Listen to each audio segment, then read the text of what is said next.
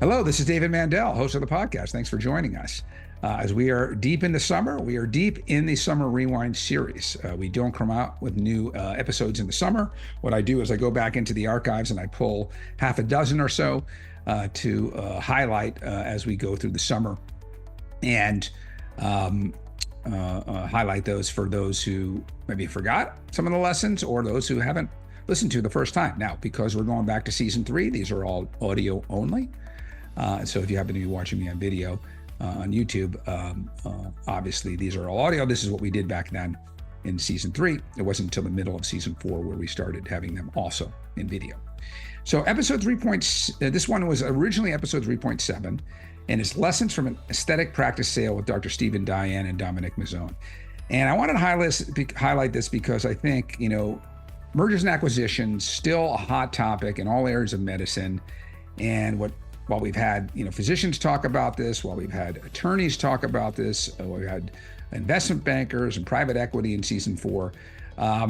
This was an interesting one that I want to highlight again because Dr. Dayan talks about his experience in going down the road with 3 potential acquisitions, all the way to letter of intent, and then backing out. And why did he do that? What red flags were raised? Why didn't he do the deals before? I think that's really interesting to hear. And then why did he decide to do the deal with MedSpa Partners? And the CEO, Dominic Mazzone, is the other guest. And I think what's also interesting is hearing his take on what they look for in practices and how practices can increase their value and attractiveness if that's something that folks are considering. So if this M&A of a practice is of interest, whether you're in a facial plastic like Dr. Dayan or in any area of medicine, I think this episode will be of high interest. Again, it was originally 3.7, lessons from an aesthetic practice sale with Dr. Stephen Dayan and Dominic Mazzone. I hope you enjoy.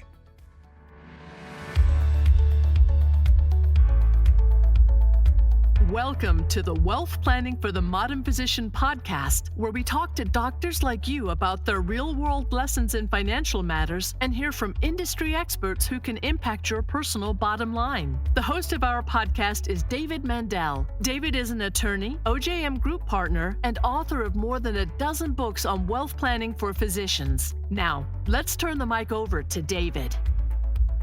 Hello, I'm David Mandell, host of the podcast. I'm very excited about today's guests, 2 very accomplished folks who are working together now. And I think there's a lot of you physicians who are listening who will learn about a subject that we've covered a couple times with some attorneys and other folks, which is why folks are interested in M&A and what's going on in the industry from a consolidation point of view, and what are the pros and cons and things that docs should be thinking about if they are considering a transaction. So let me tell you first about the 2 guests, and then we'll bring them up.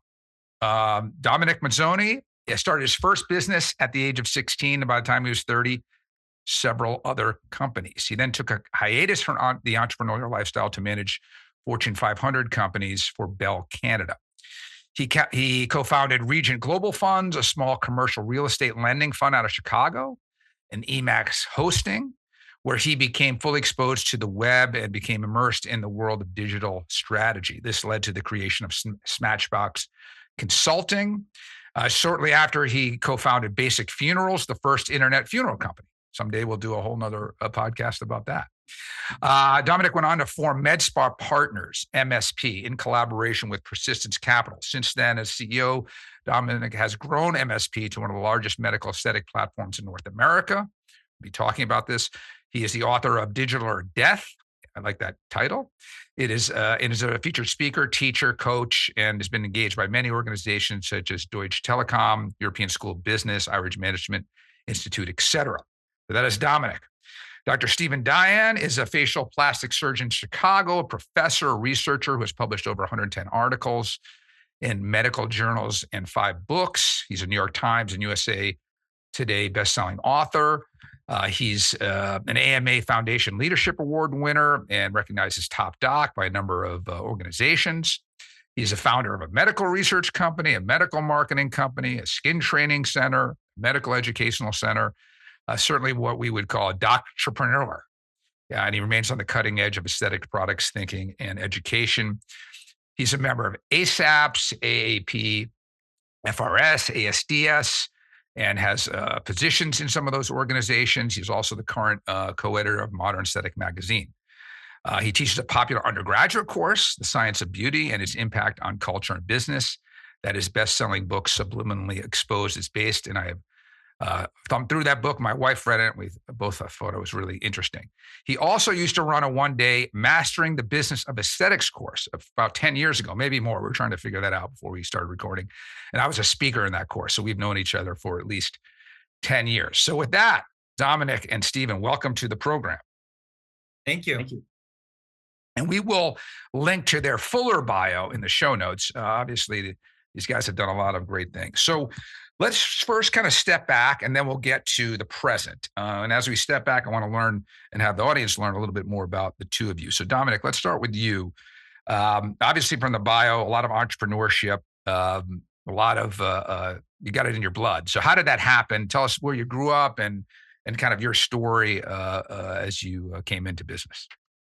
Yeah, sure thing. And before I start that, I was feeling pretty good about my bio, and then you listed Steve's bio, and now I feel inferior. So let me see if I can pump this up best I can. Yeah, so I started my first business at 16. I was living in San Diego, originally from Chicago, but at that time, the folks moved us out to the coast. So at 16, I started my first business, a car detailing business, which was a great experience in both,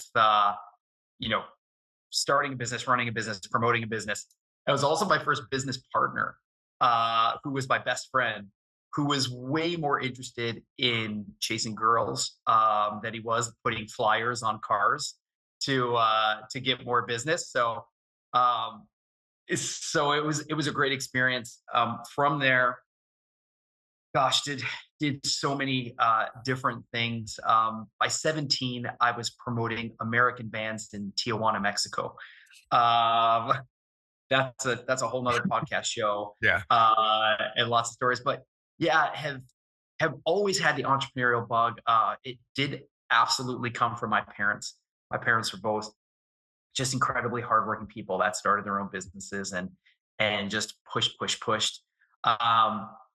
And really have been fortunate in my life to have the opportunity to both have a lot of success and a lot of failure with the businesses that I've started, because my favorite line is experience is what you get when you don't get what you want. And I would say that's what happens for anybody that's had a business that's failed, is that you will get that experience. And if you keep pushing on, it does lead to something else. This is kind of just a lot of experience through consulting has led me to come up with this idea for a medical aesthetics consolidation and the launch of it. And it took 2+ years to kind of put this whole thing together, with a lot of people saying no, a lot of people telling me that it was an absolute impossibility. You cannot do it. That was both doctors telling me that, private equity funds telling me that. And really, just kind of continue to push until we got to a point where it was just going to happen.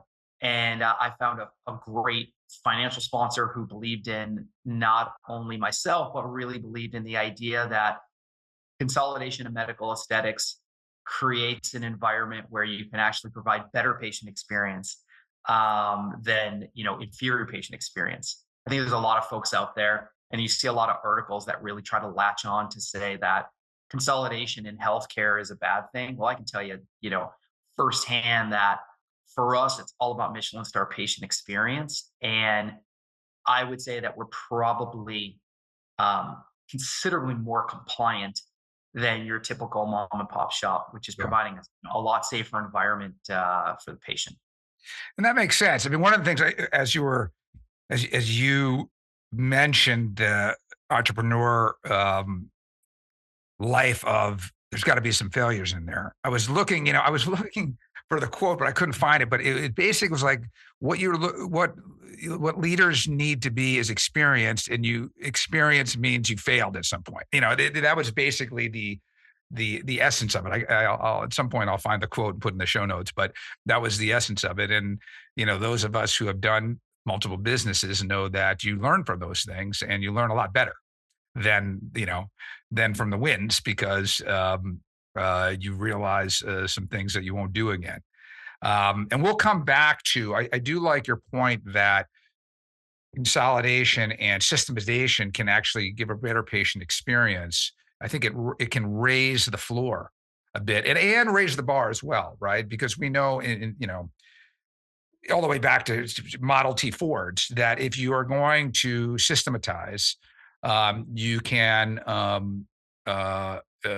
take out some of risks and take out some mistakes. It doesn't mean there isn't, and I'm sure Stephen will talk to this when we get there. It still allows for a lot of autonomy for the physician, but you can in terms of processes in a practice or business processes, you can raise the floor. So where there's a lot of variability when you got 10 different people doing 10 different things. But I want to come back to that. So Stephen, let's talk about you. Where'd you grow up? What got you interested in medicine way back then and into aesthetics before you even came to the idea of what you're doing now? Try to go back in the time machine and tell folks where you came from that way. Well, I'll try to be brief because I really want to get to some of Yeah. the nuts and bolts of this conversation. But I think it is important to start where I came from. I'm a son of immigrant parents, first generation American. My dad grew up on the streets of Morocco, and him and all his brothers, and they learned by living on the streets. And truthfully, I think the best business experience I've ever had, or business training I've ever had, comes from listening to them. None of them were educated by formal education. I don't even think my dad finished high school. Wow. And I learned so much from them. And I think that's the school of hard knocks is the best school. Having said that, uh, being a first generation American, we were all kind of pre-programmed to be doctors, I think, before we were even born. So I was kind of put on that track, I guess, but I loved it. I was a poor student in high school, turned it on in college, and I got super driven and motivated. I wanted to be a neurosurgeon. I mean, I loved it. I couldn't think of anything bigger. Going from like a high school almost dropout to like a neurosurgery was like Right. the ultimate pinnacle. So set my sights on that. Was finishing up medical school. Was number one in my class in medical school. Could pick any residency program I wanted. So there was a guy in the community, a doctor in the community who I respected so much. He had a huge house in the suburbs, a pool, a great practice, and a beautiful daughter. And I was convinced I was going to get his practice, his house, his car, and marry his daughter. It was all worked out. I planned it out. So I'm graduating from medical school. I call him up, and let's keep his name under wraps here. So I'll come up with another name. Yep. Dr. Jones. I'm graduating from medical school. I'm number one in my class. I'm going into neurosurgery. Can you give me some advice? He said, "Don't do it. Don't do it." I'm like, I want to be a neurosurgeon. It's like, can you imagine being a Yeah. neurosurgeon? Yeah. Anyways, he says, "Don't do it." He convinced me to go do something else more favorable or more like nice where the people are wonderful. I said, "Okay." So I decided I want to be a surgeon, and plastics was something that I really wanted to do. And plastics was, I was an artist. So I went the plastics route, and I couldn't be more thrilled that I went that route. And I think plastics is one of the last fields, perhaps the last field of medicine, where patients choose you because of who you are and not because some insurance plan puts them on there. So Right. I really like that opportunity. Yes, that's a very good point, and that gets into another other topics we would talk maybe at another time about branding and how you get your name out there and you drive patient demand. But that's for another time. And I do want to focus because I try to keep these to 30 minutes because physicians are busy and they don't have that much time to maybe they do it on their commute or on their workout. So you had a very successful practice. I've known you for 10 years. You've always, the bio people can tell you were doing a lot of things in addition to seeing patients. You have the entrepreneur gene in you as well. But just tell us an overview of your practice as you're speaking to other physicians. And then when did you start to get on your radar that there might be, a possible fit in doing a deal somewhere, even if you didn't know what that was going to be? Right, so great question. I think it's really important that we go through this in rather detail. I started out at plastics in a boutique practice in a time period where people weren't. I went straight to cosmetic. I didn't ever do anything other than cosmetic, and I was trained in ENT as well. So I didn't do any ENT, straight cosmetic, and decided to take no insurance from the get go. So I was willing to starve for a while and built a boutique practice and grew incredibly fast at a crazy clip before there was social media. And I was really fortunate and lucky. Um, So I separated my practice into multiple divisions. Research, each one's a long story, but I want to get into it right now. But research is a big part of what I've been doing. I wasn't necessarily so excited about research that I had to be a researcher. It fit well. I got laser devices. I got the latest and greatest. Being intensely curious brought in lasers. It wasn't a huge money making portion of my practice for many years, but it put me on a trajectory to become one of the experts in the country and the world on newest, latest, and greatest devices and treatments. So I did research. I started a training program for estheticians because, truthfully, estheticians were gatekeepers and they were sending me lots of patients. And I'm like, okay, so I'll start teaching them. So I started teaching them in my office, and then that grew like crazy. Then I started a marketing company because I wasn't going to the emergency rooms to sew up ladies and kids in the middle of the night because that's how we were told to grow our practices. I just went straight out and started doing like what I call guerrilla marketing. And it worked, and people started asking me for my materials. So I started a marketing company. So I've been very entrepreneurial when things were Yeah. working. And I was up to about 40 or so people in my office. And my practice is facial plastics. I do 100% upper, above the clavicles, but we do a lot of laser devices in other parts of the body. I have right now 3 other physicians I work with. We have 3 other injectors, a whole host of estheticians, and we're probably about to staff around 30 right now. And that's and so it's going on for years now. Where did I decide to maybe consider consolidation? It's a Right. big, big, big decision, and I stress that a lot of us think about this, and I'm getting calls now daily from colleagues thinking about it. Right. For years, dermatology consolidated. Even before that, there was internal medicine, there were dentistry, and it was always Pain thought. management. We saw that a lot in pain first in our practice. Ophthalmology too. Yeah. But go ahead. Yeah. And everyone said aesthetics will never consolidate. It just doesn't make sense. It's not going to work. It's not going to work. So I thought, okay, well, it doesn't work. And then for a lot of reasons, it doesn't seem to work because if you have one solo practitioner, why is someone going to buy that? And that solo practitioner breaks his arm or gets, hit by a bus. What's going to happen? It's not a good business deal for a consolidator or a group that wants to put together a bunch of physicians. But I have a practice that's over 50% non-surgical, and I have other people who are doing treatment. So my practice is a little bit unique and different than some of the other plastics practices.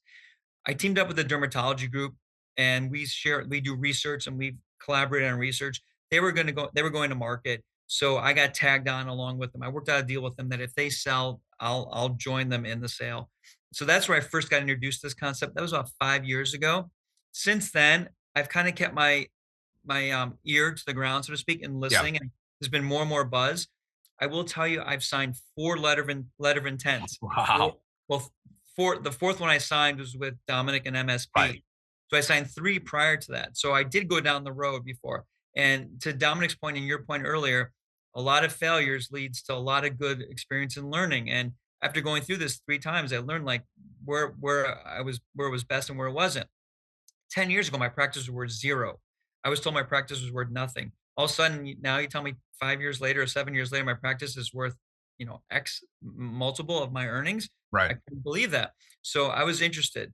Now, why did I decide to go down this route? That's a long story, but the bottom line comes down to you, as a physician today, it's nearly impossible to run the back office, to run the regulatory, labor, like all these laws and regulations and issues were taking up so much of my time that I couldn't do what I love to do the most. So to bring someone in who can manage all that is hugely valuable. It's a reason why 70% of all doctors now are employed. Right. And it's kind of sad. When I came into practice 22 years ago, it was 25% of doctors were employed. Now it's 70%. And a lot of this is, based on the way the country's going. But a lot of it's just gotten so hard to run your own practice. Day-to-day business is very difficult in medicine. Yeah, those are comments I've heard before, and I do want to mention, you shared with me a draft of an article that's not out yet. By the time this airs, it may be. If it is, I will link to it. But you put some good thoughts in there to other physicians. Hey, this is why I thought about it. These are the things I learned. This is what you should be thinking about, et cetera. I find it really interesting that you had 3 LOIs before. That means you really went down the road. I mean, you were dating. I mean, you didn't get married, but you were pretty close. You might not have the date at the altar yet, but I'm sure you learned some things along with your attorney to say, if it's not in there. And we had an attorney on this podcast. in season 2. And he basically just talked about LOIs. People think it's not important because it's not the final deal. But he said a lot of that stuff you want it in there because it's going to frame the deal. And yes, you can stick other things in, but it's not so easy. Major points, you want to get it out there because you might be able to learn at that point that it isn't a fit. Right. And why keep going down the whole due diligence if you can save yourself 3 months and all the expenses and all of that? I imagine that was a bit of your experience with that. So I do want to touch on this. I think it's super important. Yeah, I want you to. And the LOI, as physicians, we don't really know this stuff. It's not our wheelhouse. It's not our expertise. You got to get an attorney, critically important, who knows mergers and acquisitions. Right. You cannot do this on your own. I get 10 contracts a week. Most of them they're small and I'm okay with it. But this, you need someone who's an expert who knows what they're doing. LOI is critically important, and you got to know what you want, but you don't even know what you want. So talk to other friends and colleagues that have done this. Now, of the 3 LOIs I was in, the last one before I signed the one with Dominic was I was close. I was at the altar, and I was in a non-shop clause, so I couldn't shop while I was doing that. Now I had heard of Dominic because there were friends of mine in Canada who talked to me about MSP and his group, and they were real favorable on it. But I was in a no shop, so didn't go there. I was going through my negotiations, and it was getting intense, and it always gets intense. So that's part of it. You have to recognize that's part of it.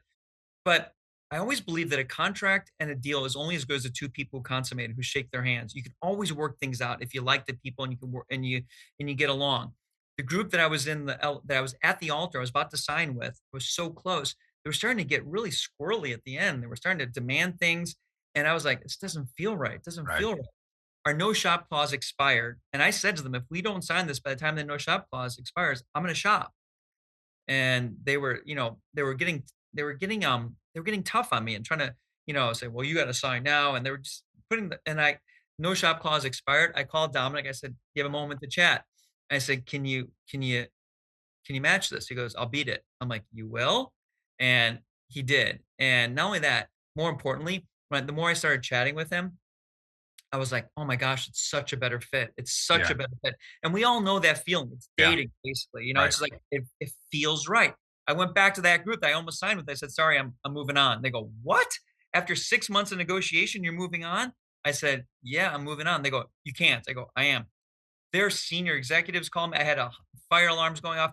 They offered me more money, more things than I was getting now. But I already made the deal with Dominic. I'm like, and it felt so good. I'm like, that's when you realize it's not about money. I mean, it's about money, but it's one component of the deal. And you got to be super careful there because doctors and anyone gets so, blinded by, oh my gosh, these big dollars. You got to recognize the whole deal is more important than just that one number. For sure. I mean, we've had, like I said, we've had some other folks. This is why it's so valuable to talk to you guys who are in it. But we had an investment banker on, and what he said was, because he's helped these practices find deals and shop them around. You got to think about day 2. Day 1 is when you get the check, but day 2, you got to go into work. And what's that going to be like day 2 and day 3? Are you going to be happy that you're working with these people and, we had an orthopedic practice on that did a deal 2 years ago, and then they had to negotiate COVID through that. Right. And it's like, were they on the same page? Were they doing the right thing for the patients? Did the doctors feel like, this, private equity firm was just looking at the bottom line, or did they, when push came to shove during something nobody expected, i.e. COVID, were they there to help them support their patients? And, in that case, they did feel that way. So Dominic, let's get back to you. Because this is a question maybe that Stephen will answer too, but, it sort of gets to what we were just saying. There are lots of platforms out there. Shouldn't I just take the largest dollar, right? I mean, isn't that it? Isn't it kind of commodity? And so let's just get the best multiple I can. Why would you as an executive think differently? Yeah. So just, these all kind of dovetail into each other, but, to what Steve is saying and what you said is that what we like to say is that, there's the quantitative aspect of fit, and then there's the qualitative aspect of fit. And what I am seeing out there is you have groups out there that are out there and they're being competitive, and they're being competitive with the dollars, but they're not being competitive with what your life is going to actually look like after close. Right. There's absolutely no competition there when you have a group that has no management company in place, have no structure in place, no process, and they don't give a damn. What they're trying to do is collect locations. And you don't want to be one of those locations that's just being collected. Um, what we try to do is be a little bit different in the sense of, well, we try to be a lot different, which is first things first. The question that everybody's a little bit surprised that I asked in usually a first conversation is, uh, can you describe to me what you want your work life to look like 6 months after close? Yeah. And most people honestly say, I haven't thought about that. and and that's totally fair because it's not something you're thinking about all the time. And so what I usually say at that point is, look, I like you to just take some time on that. We're going to come back to it, but that is one of the most important things because we want to make sure that we can actually meet those expectations. The other thing is for us, we're called MedSpa Partners because it's partners. All of our selling physicians are partners in our mothership, and that is a really important aspect of what we do because we end up being in a situation where you want everybody to be running in the same direction and to care. And the thing is, when you're the one that's actually taking all the financial gain, it's hard to get people to care about the platform itself. Um, you know, Steve can walk in front of all of our clinics and go, I actually own a piece of that, or I own a piece of that. And that feels good. And what that really kind of causes is people to want to share, to want to give their best practices, to want to make sure that everybody succeeds. So that portion of it, that fit portion is really important. The other parts that are really important is streamlining. Nobody sells their business because they want more work to do. People are selling their practice because they want to be in a position to say, I don't need to have the responsibility for these things that I don't want to do, like accounting and bookkeeping. Steve mentioned the HR. The HR is massive. Yeah. These kind of things. And so, we have, from an earnings perspective, we're the largest platform in North America. There's people that can boast more locations, but we really focus on the best locations and the best doctors and the best clinic teams. And because of that, we have very large practices. And for us, it's about putting everybody in a situation where they can do their job better because we have a massive management company that's taking on all of this stuff that nobody wants to do and doing it in a way that already has standard operating procedures, already has answers for that, has an entire procurement department, has a marketing engine, has all these different things. I know personally of platforms that are out there collecting that have not done any integration yet. And they've been at it for over a year and with no integration. I don't know how they do it.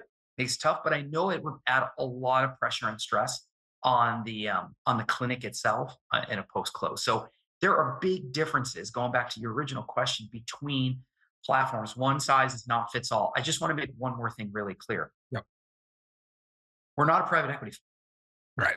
We're a company that was formed for the sole purpose of being a medical aesthetics platform. We have a financial sponsor. That financial sponsor is just supplying the dollars. They're not supplying the decision making. They're not telling our doctors how to practice. They're not telling them what to inject. They're not doing any of those things. They're our financial sponsor. And we have an amazing financial sponsor that is provided us the opportunity to go out and focus on the business without having to focus on the capital and the credit. That's their job. Our job is to run a business. So we are a business. We will always be in existence. Where our financial sponsor is in the future makes no difference to actually how we run the business.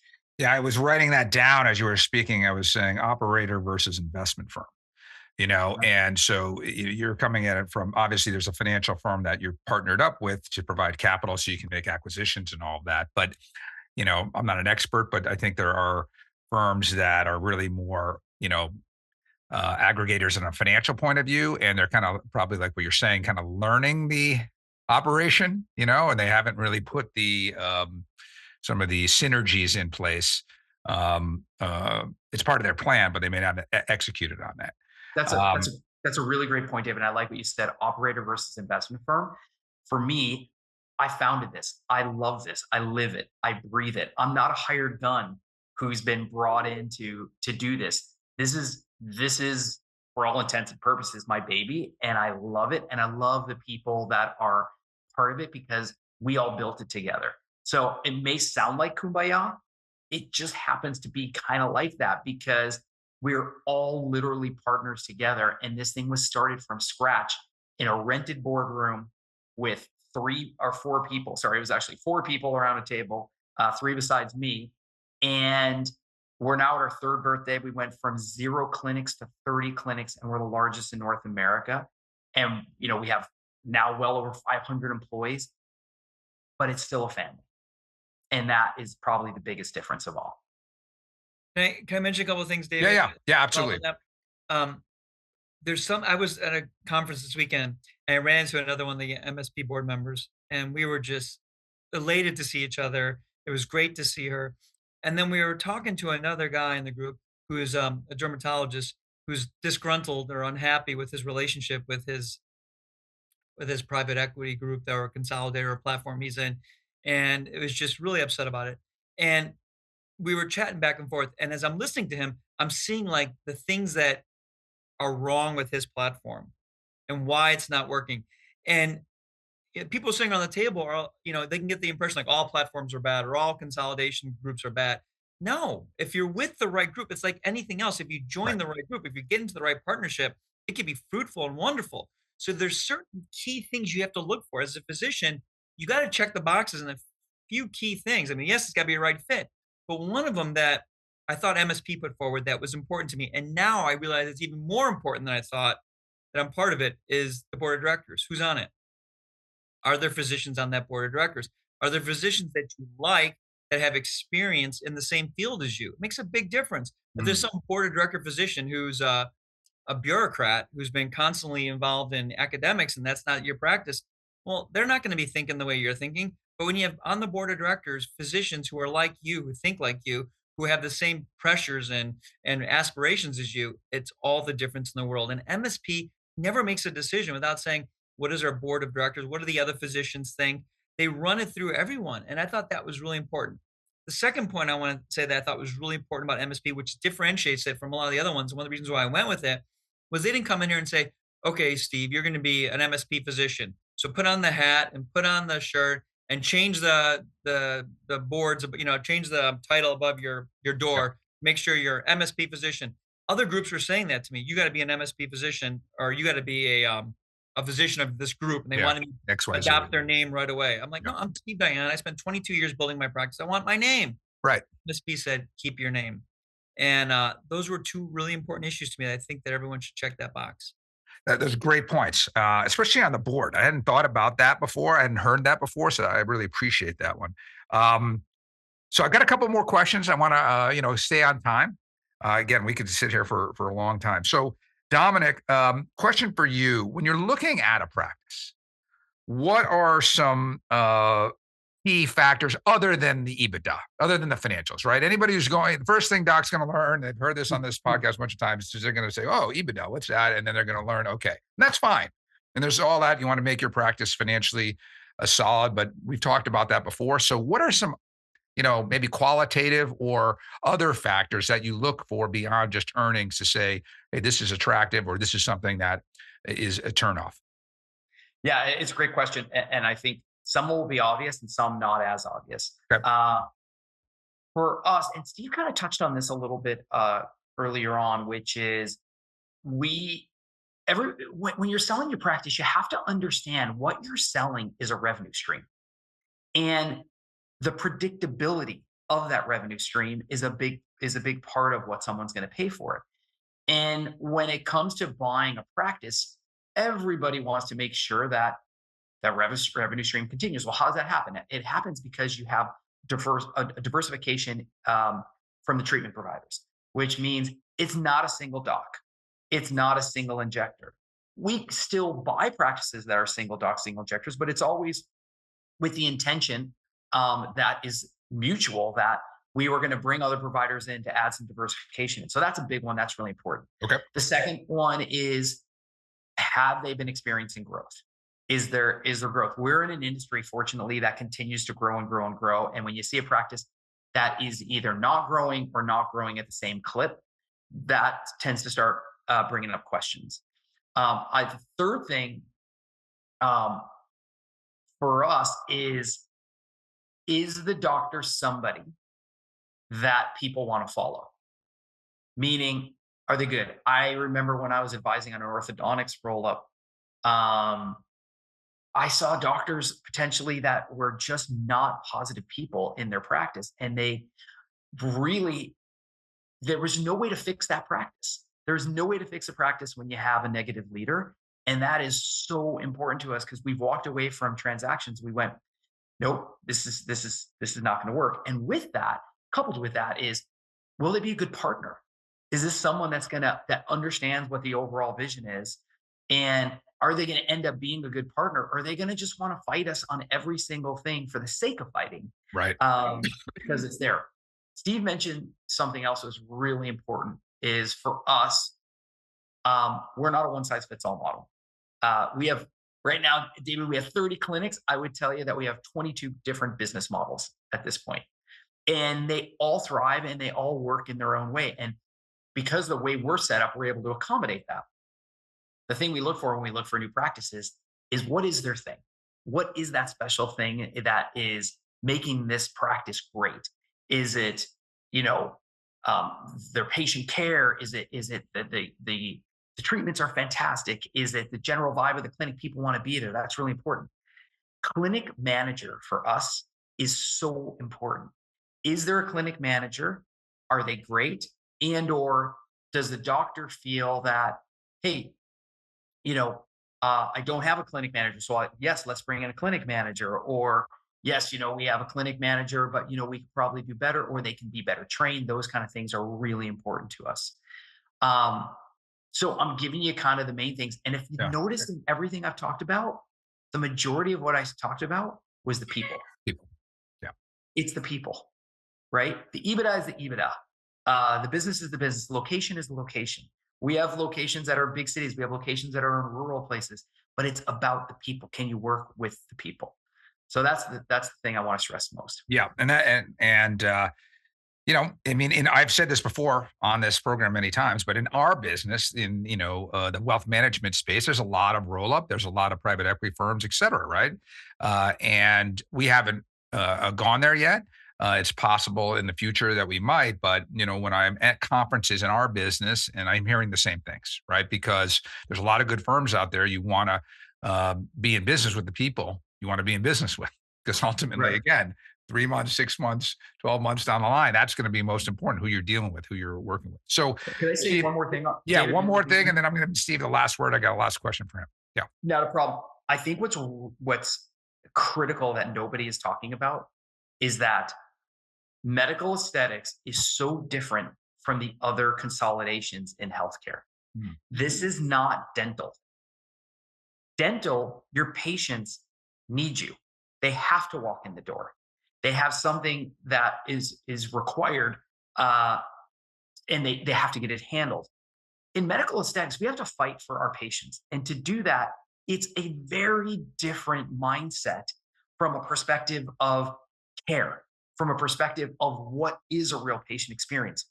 When you have, and I've seen this before, you have platforms that have backing from a private equity fund that has, a dental roll up or a veterinarian roll up or these kind of things. They tend to come at it with a bit of a hard hammer because they don't really understand how different this business really is. We are a pure medical aesthetics platform. It's the only thing we do. And I think it's a very different perspective. So I just want people to keep that in mind when looking at platforms and looking at what makes sense and talking to your dentist friends who are telling you their experience. This is completely different. Yeah, that makes sense. Or ophthalmology or whatever, or any other orthopedics, et cetera.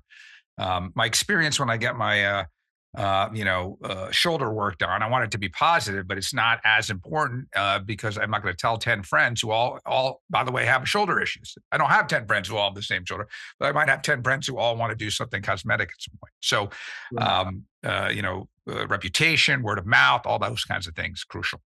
Okay, Stephen, last question for you, and it's broad and you can go anywhere with it.